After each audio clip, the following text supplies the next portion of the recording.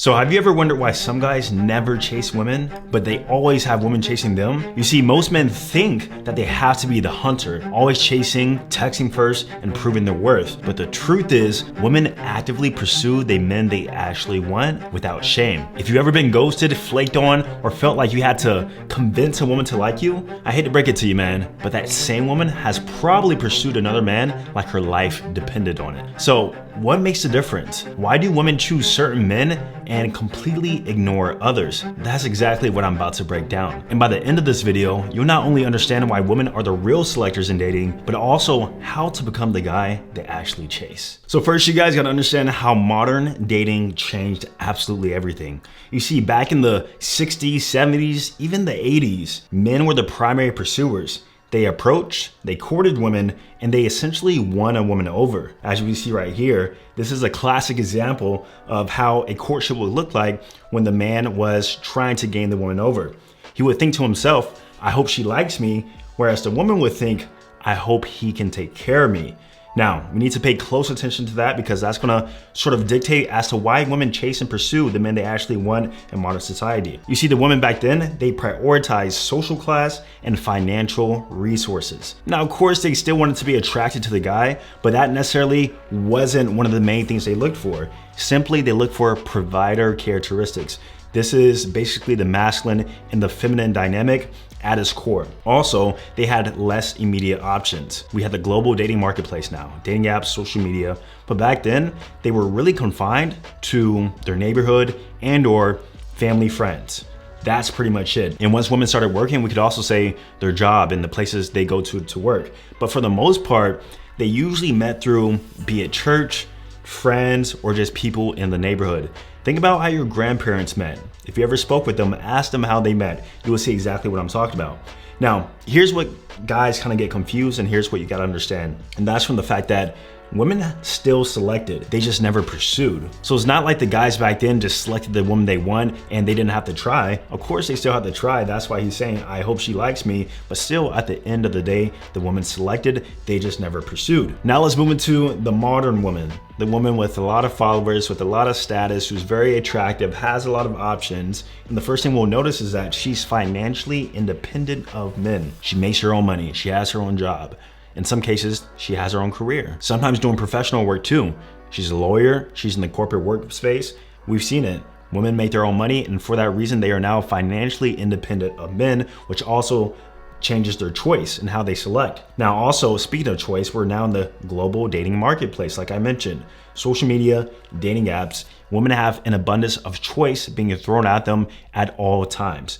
If she's not on dating apps, best believe 5 guys approach her that week. The guys at her work are all trying to get at her. If she is on dating apps and social media and goes to job, she is bombarded with options constantly.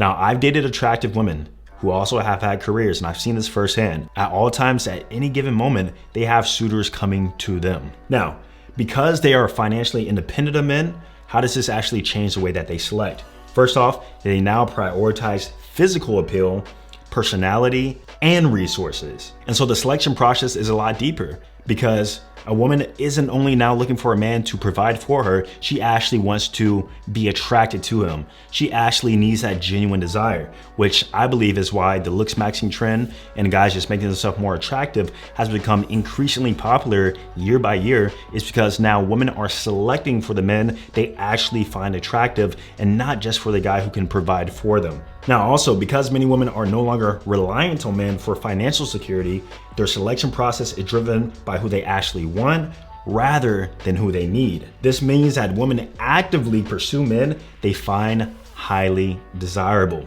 Do you understand that? This is the reason why modern women select and choose the men that they want. Now, as we see here, we got Lola Wood. Who she ended up picking? She ended up picking a star NFL wide receiver, Odell Beckham. I'm not sure exactly how they met, but I can guarantee you she selected him. Even if he DM'd her first on Instagram, even if they met in an event, whatever it may be, she chose him because she, as an attractive woman, had plenty of options to choose from. What did she end up doing? She ended up picking the best. And that's because whenever you have options, you inevitably end up picking the best. Now, some guys are upset by this, but we gotta step into reality. If you were an attractive woman, you have hundreds of options to choose from, you would also pick the best. Even if you're a high status, high select guy, very attractive, 6'4", broad shoulders and rich, and you have 10s throwing themselves at you, you're gonna pick the one that you like the most or the one that you find the most attractive. As simple as that. I'm sure you guys have probably seen this chart. This is the hypergamy chart. And I kind of want to break down both sides. And I actually found this on Reddit, but for the most part, women want a man who's better than themselves. Showcase external and also internal traits that represent a higher sexual market value than themselves. And so let's say Lolo Wood here, she's a 9 out of 10. She's not gonna want a guy who's a 7. She's gonna want a guy who's at least a 9, ideally a 10, in some cases an 11. Yeah, you heard me right, an 11 out of 10. And so with this hypergamy chart, this is what we're used to. The women at the bottom want the men at the top. However, I think this is a little exaggerated and skewed. I think it's more so that the women right here want the guys right here, and then the guys right here. And so just a little bit higher, 1 or 2 points. And then the women at the top obviously are dealing with the men at the top. And in rare cases, let's say they get older and their dating priorities change, they might prioritize more, provided characteristics or actually resources, so they'll actually date down. However, that's in very rare cases, and we really don't notice that until a woman reaches the age of 40 plus. Now here's the other graph we see, and this is, according to this person who made this, the reality. And they're saying that the promiscuous 20%, these men and women are mostly having sex with one another, okay? And the other guys are pretty much getting into relationships with one another or having sex with one another. Now, in a perfect world, this might be true. However, with the use of dating apps, guess what? The guys who are the 8s, 9s, they're sleeping with the 7s and 6s, pump and dumps, but they're cuffing, they're getting into relationships with women who they perceive to be on their level. So that's the only caveat with this, is from the fact that men who are 8s and 9s are actually willing to go down their looks threshold, their S&B ranking to get easy sex. And if you're a guy of high status, or if you're a guy who's been in that position, you know exactly what I'm talking about. I've done it before too. I've slept with a woman who I know that I would never take seriously, but she was just good enough to sleep with. Whereas the woman who I find attractive, who I also perceive to be on my level, I'm more likely to take her seriously. And so here's what you guys gotta understand too, is that women choose based on S&B signaling, AKA your perceived value within a context. Now, when I say within a context, your perceived value can change depending on which context you're in and how you meet her. Dating apps, your perceived context is going to be different depending on how you present yourself. Social media, if you have a lot of followers, if you also post nice pictures, your perceived context is going to be a little bit different. Also, if you have mutual friends, she noticed like a lot of her friends follow you. If you meet her at a high status event on a yacht, your perceived context might be a little bit different. If you were a DJ at a club or a bouncer, even though you don't have the highest resources or the most in your bank account, in that perceived context, you actually have a lot of status. This is also why we see women at certain corporate workplaces or jobs getting with the men who are just a little bit higher than them. I actually just hired a personal trainer, believe it or not, and we're doing some mobility work and training. And I noticed with him specifically, his shirt said master trainer, meaning he's been there for quite a long time. And the other trainers there, they were just normal trainers. And so within that context of the gym personal training, he has the highest status because he is the master trainer, which means that the women who come in who are new are likely to gravitate to him or at least see him at a higher S&V level, right? So remember, it's about the perceived context and the perceived value based on the hypergamy levels. Then also, remember, they look for men who showcase traits better than themselves or at least on their level. Now, when I say traits, let's break this down, because a lot of guys think I mean looks, I mean, resources, and that's not always the case. In fact, for the most part, if you're going for an attractive woman, I wouldn't say that as a man, you're going to be more attractive to her. No, it's what she perceives for you to have within that context. Now, also, it can be external. So resources, looks, your height, contextual status, but also internal, your confidence, your charisma. You see, guys don't realize that you can actually act like you're better than the woman, even if you're externally not. This is why we see women go ghost, they flake, because guys, they lose the mystery. They start, this beta game, they start convincing, and through her perceived value of him, it goes lower. So remember, you can showcase your S&V externally, but also internally through your behavior. And we're gonna get into some behavior stuff too. But before we get into that, I kind of want to tell you my story, right? So this guy right here, 2018, I had no idea what I was doing with my looks. I was okay with my style, but the crazy part is that, I was always taught to approach and pursue and win women over. I was raised by a single mom. I had 2 sisters. And so growing up, that's what I always saw. And that's why I thought the dating game worked. However, I was rejected, I was flaked on, and I was ghosted more times than I like to admit. And also, I did play around with online dating. I got unattractive matches. I was ghosted after dates. Even if I could go out on dates, I never got a second one. And then also, unfortunately, I did sleep with attractive women. Those sleepers we talk about, going 3-4 points down my perceived sexual market value. But how is this happening? I was making $300,000 a year. I was fit. I had some social media status. And the truth is, I was simply lied to. I was lied to. It wasn't until I changed my looks and my behavior that I came to the realization that women choose and pursue the men that they actually want. And let me tell you, this discovery really changed my dating life. It changes the way I go about pursuing women. It helped me understand a lot more about female psychology. And it made me realize that all of the women who've ever rejected me, ever ghosted me, ever flaked on me at one time in their lives, I guarantee it, they pursued a man they were really excited about. And so that's why I mentioned here, including that one that rejected you. Do you understand that? Now, this guy in modern day, once I completely embraced this, my dating success simply increased. Instead of forcing interactions, I focus on maximizing my attractiveness, my sexual market value, and letting women naturally select me, AKA letting the woman choose. Now, I'll show some examples here. These are from my Instagram.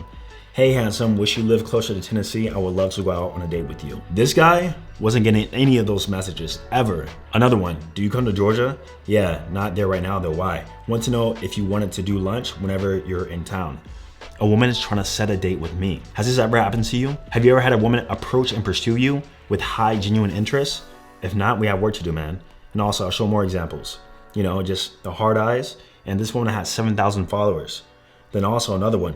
So where do handsome guys like you hang out during the weekend? They do pursue the men that they actually want. This also has happened in real life. I was at the gym doing weighted pull-ups. A woman came up to me, mentioned how handsome I was and how she liked how I was doing the heavy weighted pull-ups. And then she said, just have a good day, and walked away. And I was like, wait, before you go, let me get your Instagram. Got her Instagram. Now 3 days later, guess who was having a business meeting clapping those cheeks? Me. 3 days later. And this has happened a handful of times to my clients and other people who I know who's also in the space. Now, what exactly did I do to become the man that women choose and pursue? First up, I had to enhance my physical appeal.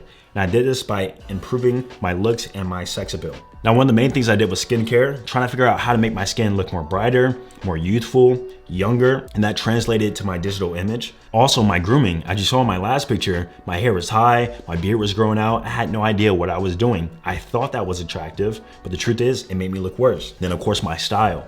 I found a style that resonates with me and what I want to represent. I call it sexy semi-formal. Polos, button downs, slacks. Some of you guys might call it old money. I think it's more like old money with a twist because I'm wearing more jewelry and I have a bit more sex appeal alongside with that. Also, my teeth, my hair. I got my teeth done. I got them whitened. I figured out a hairstyle that works for me. Yes, I've tried out multiple hairstyles in the past, but I figured out what gives me the most universal appeal. Because also, when it comes to attraction, we want to make sure that we appeal to a wide demographic. If I only wanted black women, perhaps I would have gotten dreads. If I only wanted white women, maybe I'll have a low, clean-cut haircut, not wear jewelry, and dress super old money. No, I want to appeal to all types of women. And then also, I fix my flaws and I enhance my strengths by showing them. Now, how did I show them? I actually curated an attractive digital presence. And that's through making an attractive online image. I did consistent photo shoots, at least 1 or 2 every single month. I post my social media, I post my dating apps, and I figure out which ones work best. And now I've completely made this a science, and I implement everything I've learned into my clients in my program. But also, of course, I have a dating app strategy. I'm on at least 3 platforms, and I'm not gonna talk about the nuances with the dating app strategy, but just know there's a proper way to go about using the dating app so that I maximize my volume. And then, of course, I have an active social media presence. I'm not one of these guys who didn't use Instagram. I knew the importance of it. I knew that it worked as an online resume. I knew that women would want to see that before they got my number. And then also, and I would say almost most importantly, I adopted new behaviors.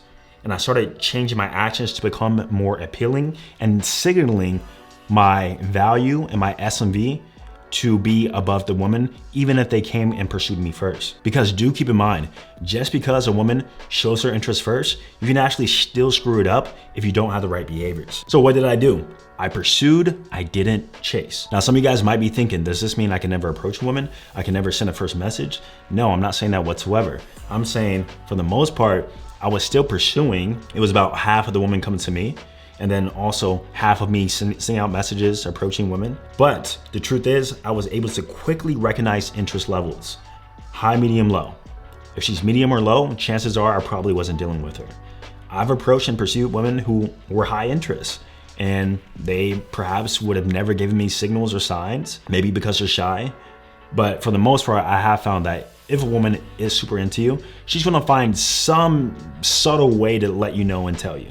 Some subtle way. But sometimes you come across just really shy women and they have little to no experience. In that case, those women you will have to pursue, at least initially. But also, I place filters and boundaries on myself. If I knew a woman was not following my program, I would just cut her off. If I saw a woman wasn't messaging me in the time frame in which I liked, I would cut her off, and I would strict on my boundaries. Now also, I would put myself first. And this is how I simply don't allow any woman to hold me back in any sort of way. First dates, she wants me to drive to her? No, we'll meet halfway or you can come to me. I'm putting myself first. She's falling within my frame. This is a part of the behavior that I had to change. I was always conforming to what the woman wanted. And because of that, I was actually making her lose interest subconsciously. And then also, I was always willing to walk away. You see, a man's greatest strength and greatest power is simply the ability to walk away. If you can't walk away, that shows that the woman has complete power over you. And then of course, understanding female psychology. Understanding what women really want, what they're really attracted to, what they really desire. Because you can be handsome, but if you still don't know what women want, what they like, you're still gonna fail. Now here's the thing, when men struggle with dating, they often think that the solution is more effort and pursuit. But the real key is creating an abundance of options so that you, like women, get to be the one choosing. Basically, we're reversing the dating game. Instead of the woman selecting, you get to do the choosing.